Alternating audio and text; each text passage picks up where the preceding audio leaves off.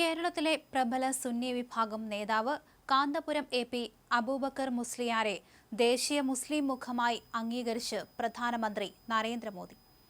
മോദിയും കാന്തപുരവും നടത്തിയ കൂടിക്കാഴ്ച കേരള രാഷ്ട്രീയത്തിൽ പുതിയ ചർച്ചകൾക്ക് തിരികൊളുത്തുന്നു. പ്രധാനമന്ത്രിയുടെ ഔദ്യോഗിക വസതിയിൽ നടന്ന കൂടിക്കാഴ്ചയിൽ ദേശീയ സുരക്ഷാ ഉപദേഷ്ടാവ് അജിത് ഡോവലിന്റെ സാന്നിധ്യം ഏറെ നിർണായകമായിരുന്നു. മുസ്ലിം സമുദായത്തെ ബി.ജെ.പിയുമായി അടുപ്പിക്കാനുള്ള കേന്ദ്രത്തിന്റെ ദീർഘകാല ശ്രമങ്ങളുടെ ഭാഗമായിട്ടാണ് ഈ കൂടിക്കാഴ്ച വിലയിരുത്തപ്പെടുന്നത്. വഖഫ് ബോർഡ് ഉൾപ്പെടെയുള്ള വിഷയങ്ങളിൽ ഇടതുപക്ഷവുമായി കാന്തപുരം വിഭാഗം അകൽച്ചയിലാണെന്ന സൂചനകൾ നിലനിൽക്കെ ഡൽഹിയിൽ കാന്തപുരത്തിന് ലഭിച്ച ഉജ്ജ്വല സ്വീകരണം രാഷ്ട്രീയ കേരളം ഉറ്റുനോക്കുകയാണ്. നിമിഷപ്രിയയുടെ മോചനവുമായി ബന്ധപ്പെട്ട കാന്തപുരത്തിന്റെ ഇടപെടലുകൾക്ക് കേന്ദ്ര സർക്കാർ പൂർണ്ണ പിന്തുണ അറിയിച്ചു എന്നാണ് വിവരം. അജിത് ഡോവലിന്റെ സാന്നിധ്യം ഈ നീക്കങ്ങൾക്ക് നയതന്ത്രപരമായ ഗൗരവം നൽകുന്നുണ്ട്. നിമിഷപ്രിയ കേസിലെ ചർച്ചകളായതുകൊണ്ടാണ് ഡോവൽ എത്തിയതെന്നാണ് സൂചന.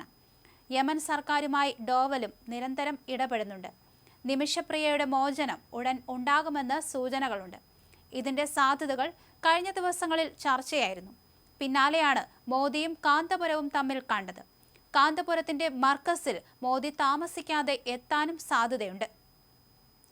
സംസ്ഥയുടെയും മർക്കസിന്റെയും വിദ്യാഭ്യാസ സാമൂഹിക പ്രവർത്തനങ്ങളെ പ്രധാനമന്ത്രി അഭിനന്ദിച്ചതും കാന്തപുരം വിഭാഗത്തെ ദേശീയ തലത്തിൽ ഉയർത്തിക്കാണിക്കാനുള്ള ബി.ജെ.പി തന്ത്രത്തിന്റെ ഭാഗമാണ്.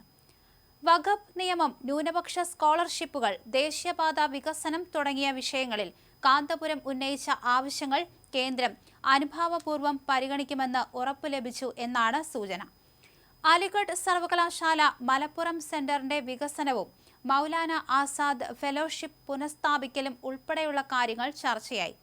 ഇടതുപക്ഷത്തിന്റെ ഉറച്ച വോട്ട് ബാങ്കായിരുന്ന എ.പി. സുന്നി വിഭാഗം കേന്ദ്ര ഭരണകൂടവുമായി നേരിട്ട് സംവാദത്തിന് തയ്യാറായത് CPM-ന് വലിയ തിരിച്ചടിയാണ്.